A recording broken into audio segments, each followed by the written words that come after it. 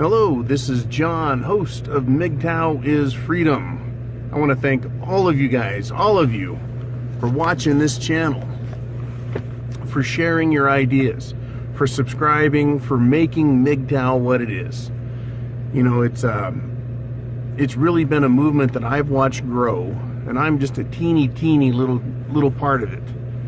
But, you know, I like to think that I'm contributing the same as I like to think and believe that everyone here is contributing. And it is growing. But, you know, it's the ideas about men, what we need, what life is about, that makes this movement or this philosophy happen. And there's no real one way that MGTOW works. You know, we're all going our own way and deciding what works best. Where there's collusion amongst us is in taking an idea and developing it and then proving it out, and taking a look at the world we live in and seeing if it's really what it is that men want. And one of the ideas that occurred to me today is that Christmas used to be about celebrating the birth of Jesus Christ. And then somewhere along the line, this notion of Santa Claus and giving gifts really took off. It basically went viral before there was social media. There was this idea that everyone got sold on, and that's that you need to give presents. You know, that Christmas was about Santa Claus, and it got really commercialized. People were sold on the idea that that's how it worked, and so they started behaving that way. I started thinking, now, is there an application on that for MGTOW? You know, well, one of the things that I see is that, well, there's definitely a reason for MGTOW. But what was the trick? What were men sold on that tore us away from the way it was? Fucked the whole world up and then caused something like MGTOW to have to be created to solve the problem. What men got sold on was the idea, the notion that we need women.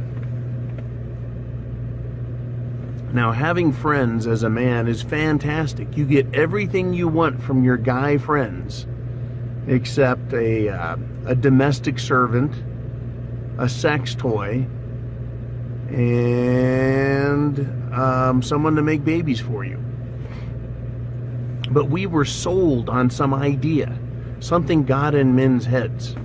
Now, I do know that when prostitution was made into a bad thing, in order to get sex, men had to start marrying women. I don't think it was an instantaneous event that occurred there, though. I think there was a good deal of commercialization, of selling that happened. And what I mean by that is men started hearing things. They were shamed into things, right? But let's just look at the nice sales side. So let's just say a family or women noticed a man and he was single, a family member, he's single. So what they would tell him is how unhappy he was. Right? They would say, oh geez, you're not married. That's terrible. You need a woman to put your life together. You need a woman so that you can share things with.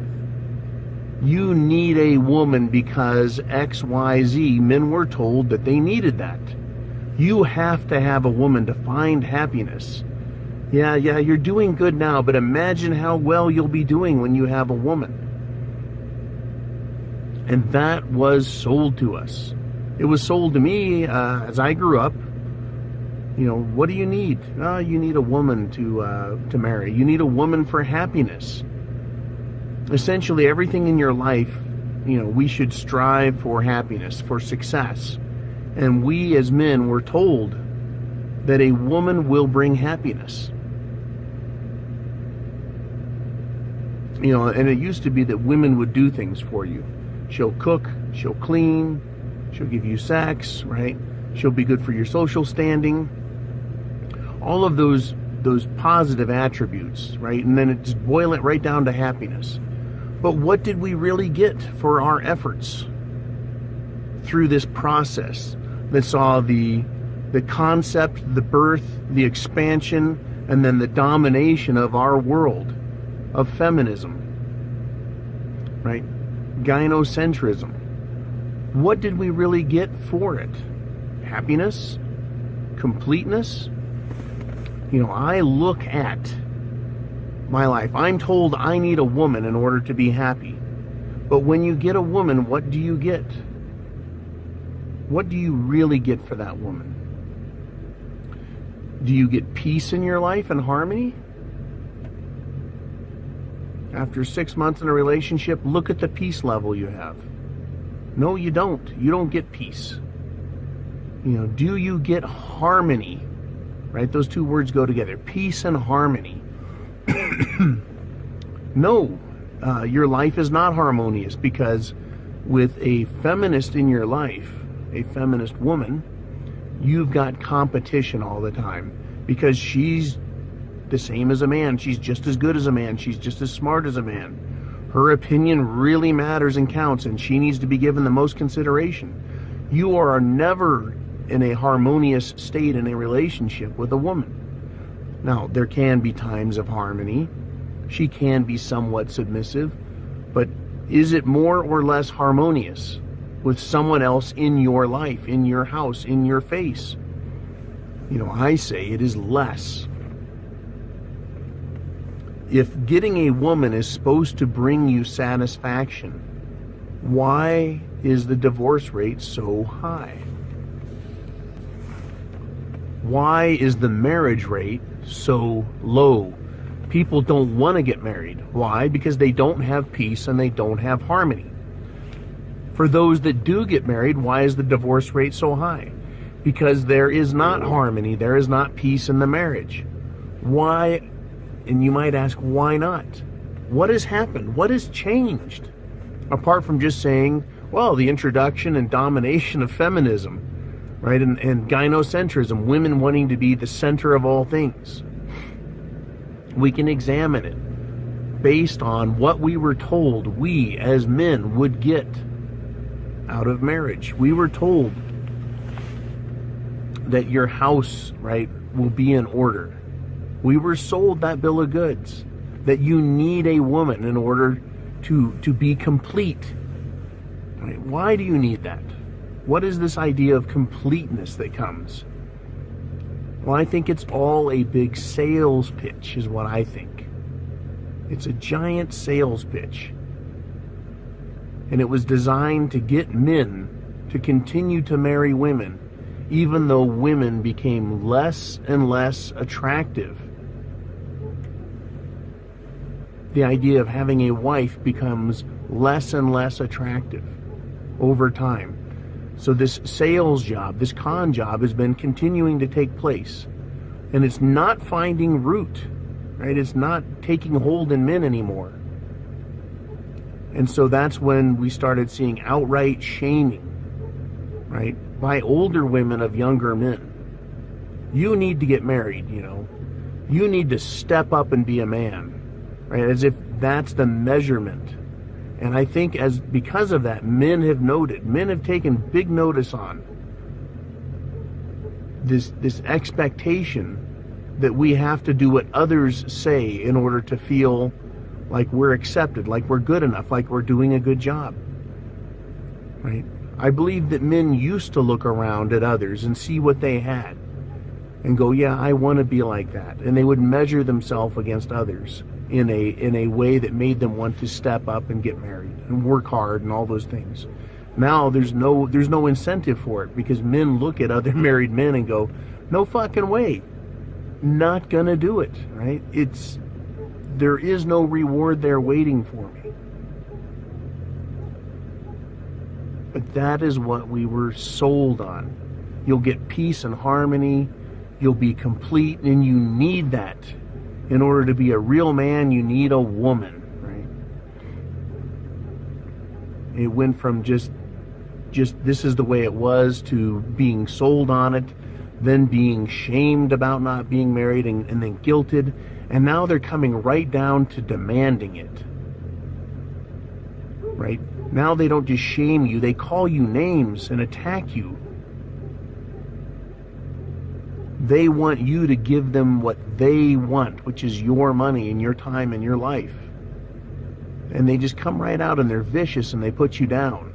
They say things like, man up, right, as if you're not a man. It's funny how women are almost becoming like roadside bandits. As you walk by them, you have to look over your shoulder to make sure they're not coming after you and attacking you. They don't just want to have a relationship. They want to know what kind of car you drive, how much money you make, what is your job title and your ambition, what's your education level. They're almost like criminals that want to know all about you before they move in for the attack, because they want to make sure, and this is really important, this is key, they want to make sure you're worth spending their time on to victimize you. You want peace and harmony in your life? Is it going to come through pairing yourself with somebody who has no interest in your long-term or short-term benefit? The answer is no. Women are not going to understand that. And if they do, they're not going to change themselves because they're ruined. They're spoiled. They've been given everything they want. They get as much cock as they want. They've been spoiled by their parents and spoiled by other boyfriends, spoiled by their first husband. They're spoiled definitely by the government, which gives them entitlements, and by the courts that through divorces they've learned that they can take from men. They can continue to take. That is the gift that keeps on giving. So it's really key. Do you need a woman to be happy? Right? How does a woman make you happy? Sex? Yeah, okay. Can you live without that? Yes, you can. Can you get it without having to give up half of your shit? Without giving up your mental health, right? Your personal satisfaction, right? Because we're told you need to have a woman to have peace and harmony. You need to have a woman to have happiness. But the opposite is true. Now today, when men get women, you have less peace, you have less harmony, and you actually have less happiness. The longer you're with the same woman, the less happy you are, because of how she starts to dominate your life and control it, take over your house and get rid of your friends, right? And push you into debt by demanding cars and houses and material goods. So it's the opposite. When you get a woman now, you are less happy. You have less satisfaction in life. You become less successful because rather than working in a cash positive environment, you work yourself into debt. The expensive car, the expensive house, the expensive vacations, and the expensive children. Now, if you want children, that's one thing, and I understand it. I have 2 sons of my own. But if you don't want children, or you don't want 10 children, right? Women want children because they get you and they've got you. Now you're locked into them and they've got you for child support and spousal support in a divorce. So you know you're had. Now you're their property. Now you're the woman's possession. You're her husband, not she's your wife. You know, who's the boss? Who wears the pants? Well, I say, I have the penis. That makes me the man. I'm the breadwinner. I am more valuable. I'm the prize. And gold-digging whores, feminist whores, you don't get me. Game over. I am in charge of my peace, my harmony, my happiness, and my personal satisfaction. And I get to decide as the man, as the MGTOW man, I get to decide what makes me happy. I don't listen to the shaming or the guilt. And this is the freedom that comes with being MGTOW. Because MGTOW is freedom. You get to decide. And you don't have to listen to anybody else tell you that you must be miserable and you must be sad because you don't have a woman in your life.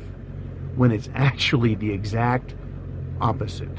When you don't have a nagging feminist bitch in your life, you're more happy. All right, this is John, host of MGTOW is Freedom, saying have a great night, great day. Pick those pizzas up, amigo. All right, Jim on the other side. Oh, okay. 1 second. All right, one last thing. Hit subscribe if you haven't subscribed, and please, thumbs up. Thumbs up this video and all MGTOW videos, and I'm going to do a video about going viral with the movement. Also, click share. Share this video and other MGTOW videos with men you know so that they learn what the game is and they can make intelligent, informed decisions. Intelligent, informed decisions. Isn't that amazing? And if you haven't, and you've subscribed, there's a little bell right next to the subscribe button, and that'll send you notifications when new videos come out. All right, so you guys take care, and remember, you're the man, right? I'm the man. I have the penis. Semper Fi.